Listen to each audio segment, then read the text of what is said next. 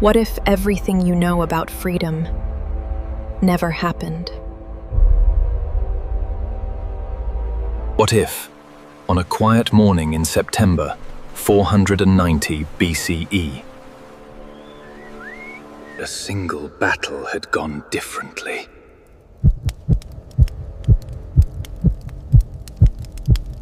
What if the Persian Empire, stretching from Egypt to India, had crushed Athens? No golden age. No Socrates teaching in the Agora. No Plato writing about justice, knowledge, the soul. No tragedies of Aeschylus. No comedies of Aristophanes. No model for Rome. No inspiration for the Enlightenment. No foundation for the idea that ordinary people can govern themselves.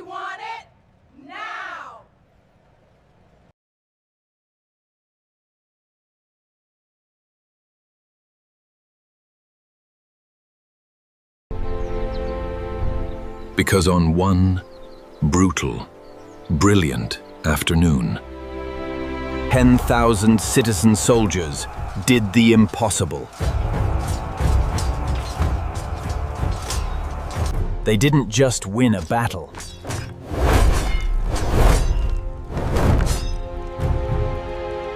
They proved that a community of equals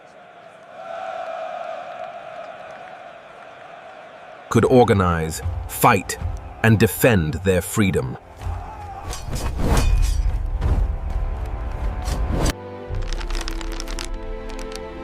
This is the story of Marathon.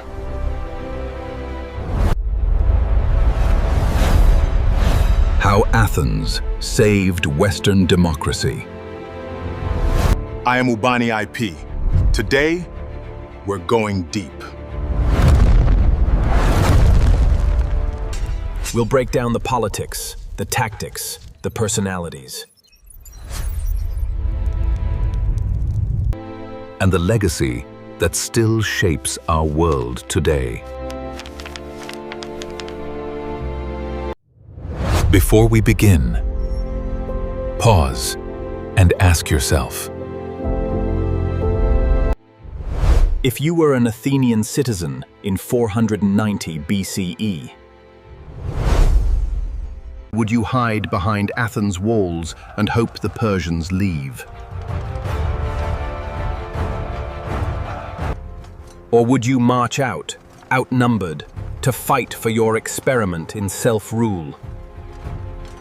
Drop your answer in the comments. We'll revisit this at the end. To understand why this choice mattered, we need to understand the world they faced. The 6th century BCE was a time of transformation. In the East, the Achaemenid Persian Empire was rewriting the rules of power. In the Aegean, Greek city-states were experimenting with something radical. And in 490 BCE, these two worlds would collide. By 490 BCE, Persia was the superpower of the ancient world. Founded by Cyrus the Great, expanded by Cambyses, and consolidate by Darius I, who ruled from 522 to 486 BCE. Darius divided his realm into 20 satrapies, each governed by a loyal noble. He built the Royal Road, 1,700 miles of infrastructure for messengers and troops. He standardized currency, creating the gold daric. He tolerated local customs and religions, so long as tribute flowed and loyalty held. And he commanded the immortals, 10,000 elite soldiers, always at full strength. His navy dominated the eastern Mediterranean.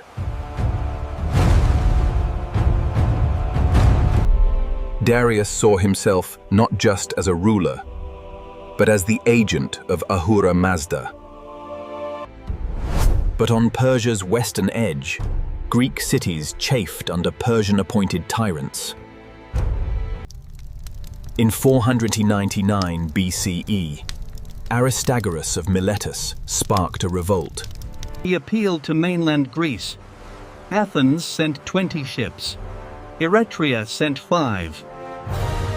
Together, they marched inland and burned Sardis, a Persian regional capital. When Darius heard, legend says he asked, "Who are the Athenians?" And upon learning, he shot an arrow into the sky, praying, "Grant me vengeance on the Athenians." The revolt was crushed by 494 BCE. Miletus was sacked, its people enslaved.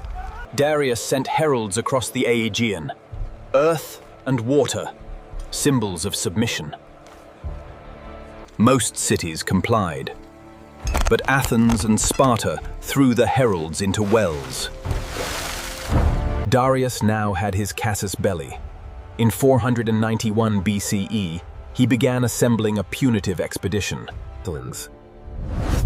To understand why Athens' refusal mattered, we must understand what Athens was.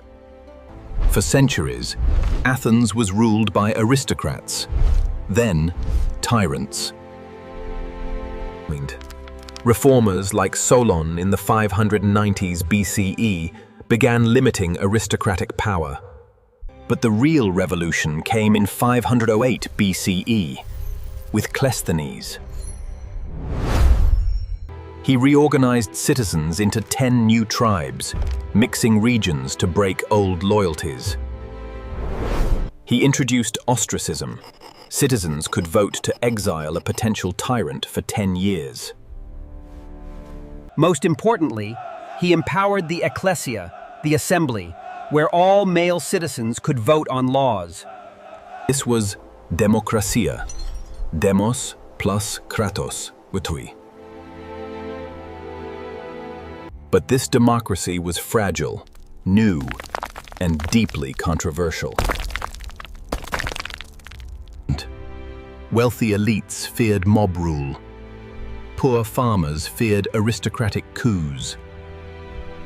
In late summer 490 BCE, the Persian expeditionary force arrived. They had already sacked Naxos and Eretria, punishing them for aiding the Ionian revolt. They chose Marathon for a reason, a broad plain, ideal for cavalry.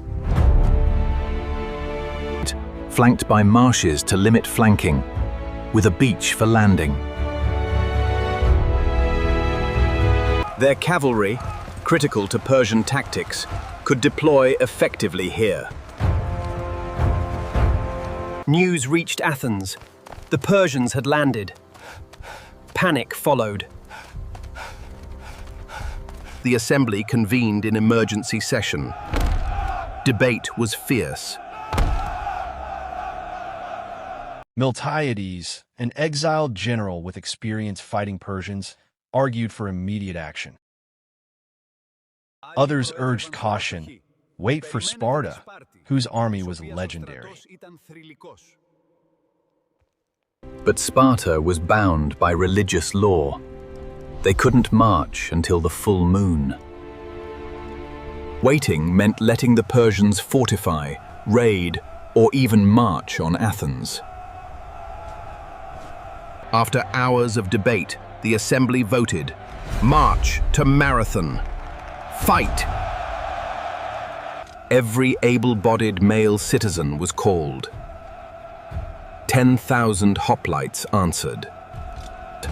They were joined by 1,000 allies from Plataea, a small city with a big commitment. They marched the 26 miles to Marathon. No cavalry. No archers. just hoplites. They took position on the high ground, blocking the routes to Athens. Below, the Persians waited.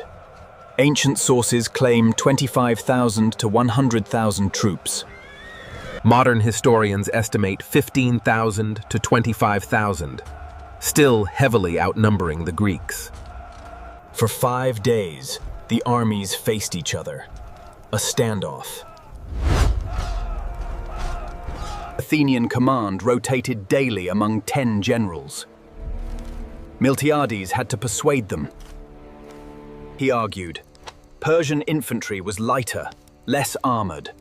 Their strength was archers and cavalry. Greek hoplites were heavily armored, but slower.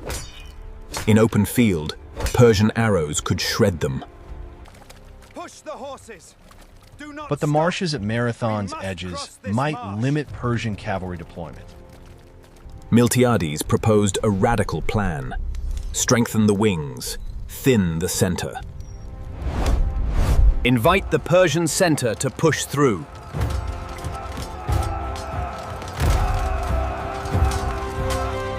Then have the strong wings pivot inward, enveloping them. The generals agreed. The plan was set.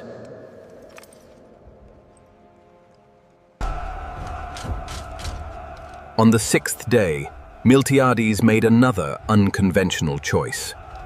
Knowing Persian archers needed time to loose volleys. He ordered the hoplites to advance at a walk for most of the distance. But at about 200 meters, the effective range of Persian bows. Miltiades gave the signal, "Run!"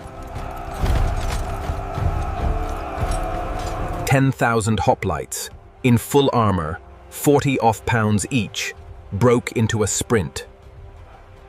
Persian archers loosed. Arrows flew.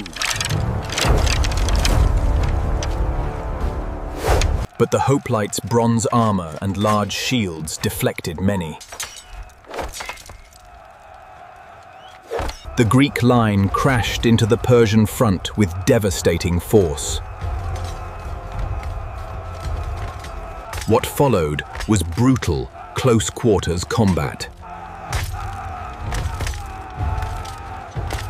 As planned, the Persian center, elite troops, pushed against the thin Greek center.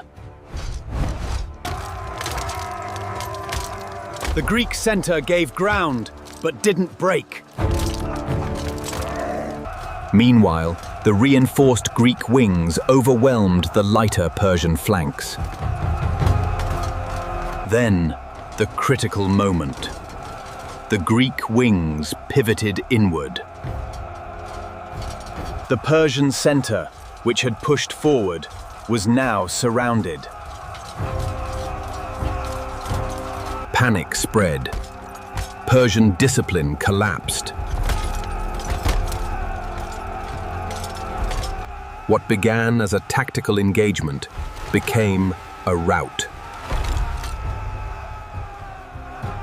Herodotus records 6,400 Persian dead. Against just 192 Athenians and 11 Plataeans.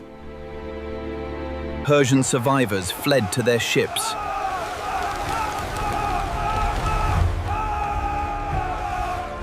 But Miltiades noticed. The Persian fleet wasn't sailing away. They were sailing around Cape Sunium, heading for Athens. Athens was undefended. The army had to move immediately. Exhausted, blooded, the hoplites began a forced march back to Athens. 26 miles, in armor, after a battle. the Persian fleet arrived at Athens harbor at dusk.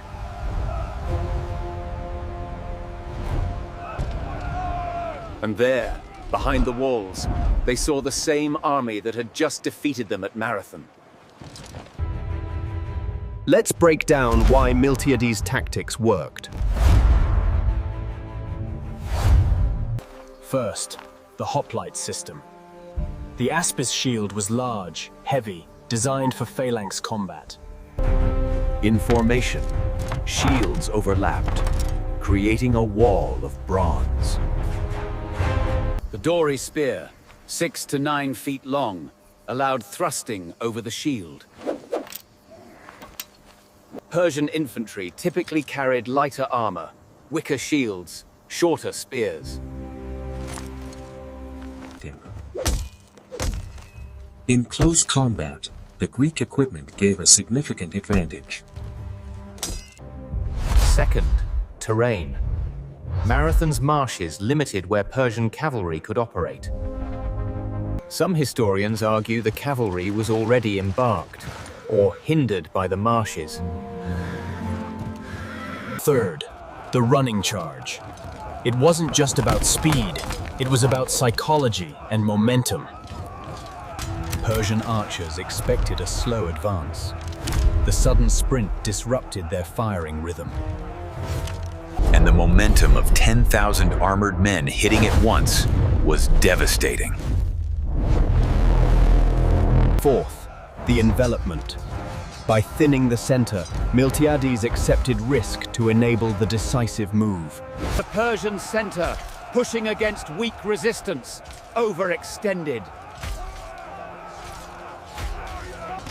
When the wings pivoted, the Persians had no reserve to counter. Fifth, command. Greek generals fought in the front. Persian commanders were often in the rear. And morale. Athenians were fighting for their homes, their new democracy. Our mate source is Herodotus, writing 50 years after the battle. He interviewed veterans, but his numbers may be exaggerated for dramatic effect.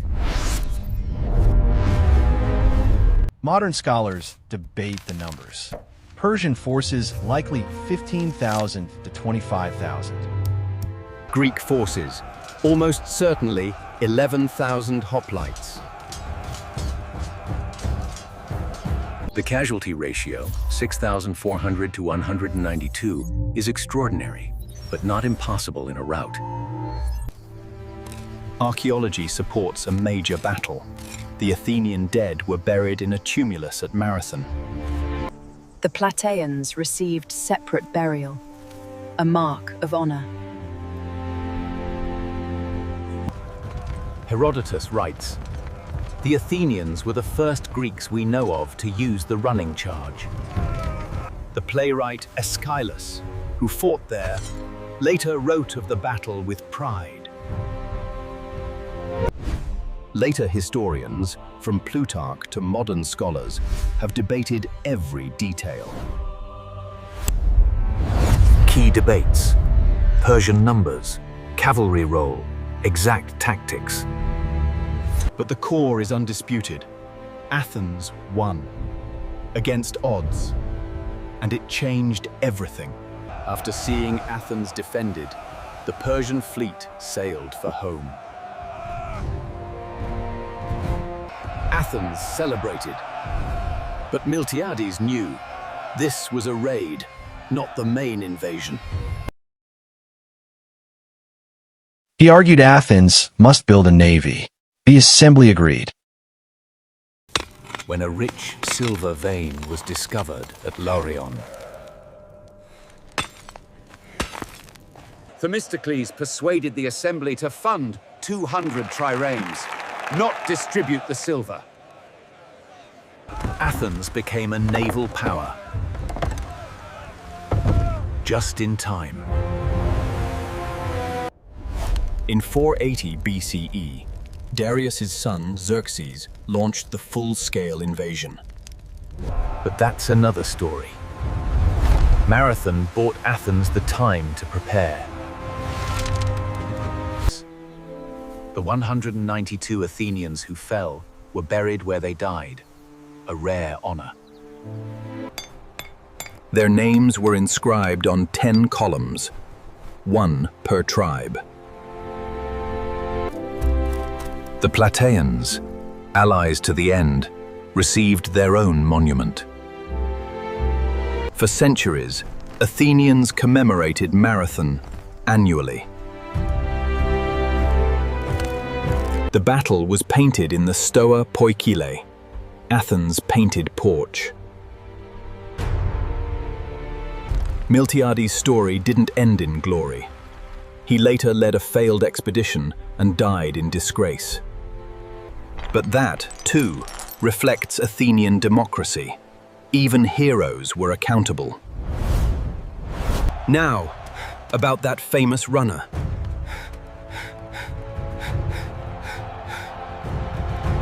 Herodotus tells of Pheidippides, a professional runner sent to Sparta before the battle. He ran 150 miles in 2 days to request aid.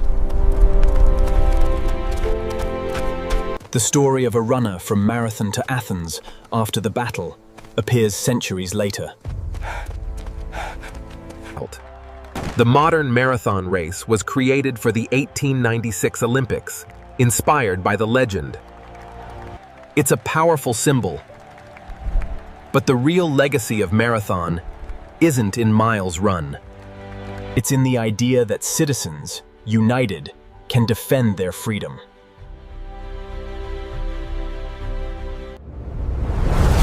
And that idea would echo through history.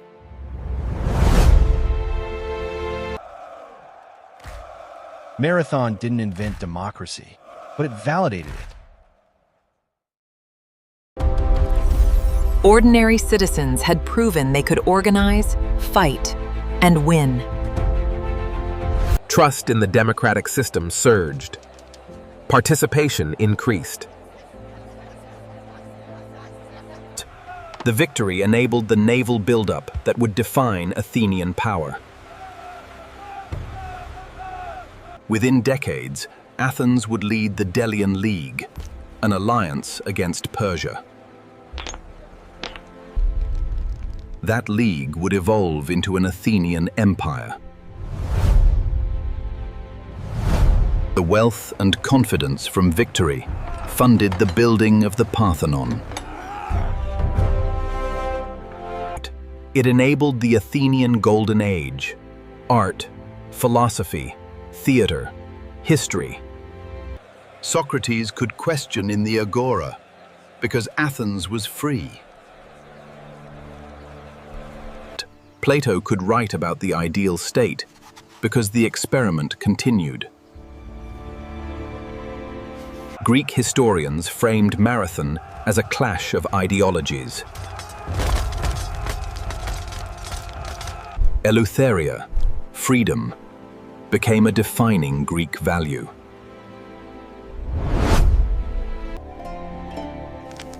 Modern scholarship adds nuance.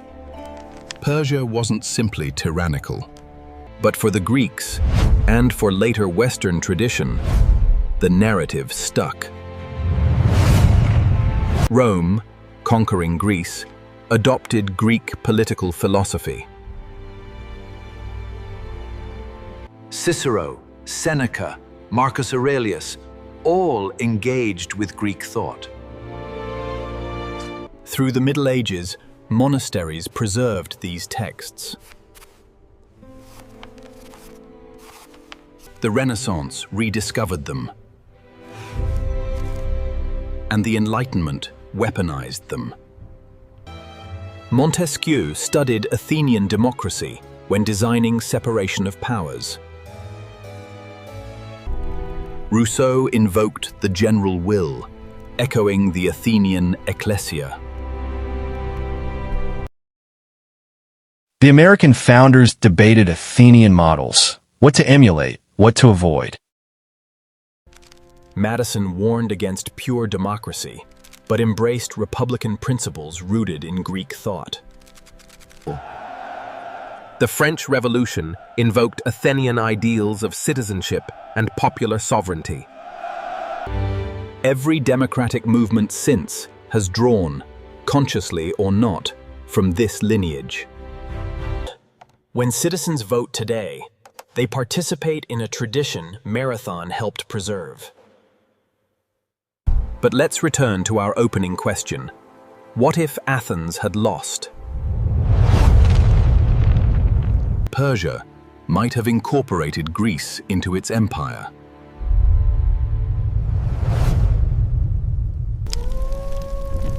The democratic experiment might have been extinguished or delayed by centuries. But history is complete. Ideas don't die easily. Other societies developed participatory governance independently. But Marathon's specific impact was to preserve a particular tradition at a critical moment. And it reminds us, democracy isn't inevitable. It must be defended.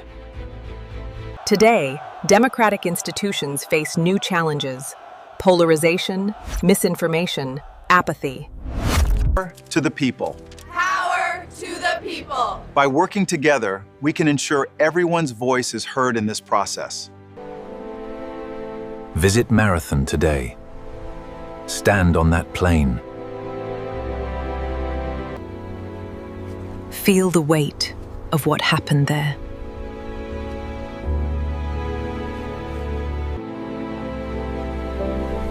Not just a battle, a choice. To fight for self-rule. To believe that ordinary people can govern themselves. That belief, tested at Marathon, still shapes our world. And it's a belief worth defending.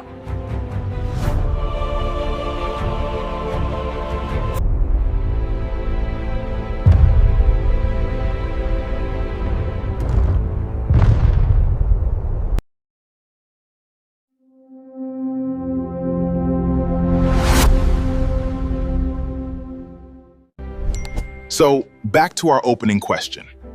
If you were an Athenian in 490 BCE, would you have hidden behind the walls or marched to Marathon? Drop your answer below. I read every comment. And vote in the poll. Do you think Marathon truly saved democracy? Yes, no, but it helped? Or no, democracy would have emerged anyway? If you enjoyed this deep dive, subscribe for more history that shaped ideas, not just borders. Hit the bell so you don't miss our next episode.